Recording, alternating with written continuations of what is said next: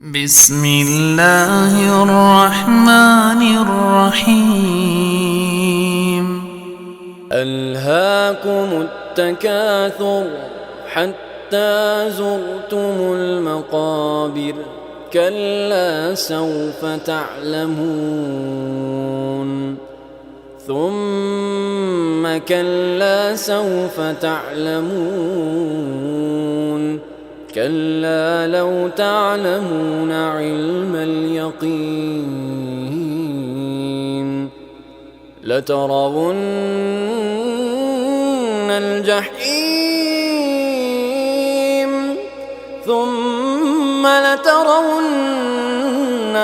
عين اليقين ثم لتسألن يومئذ عن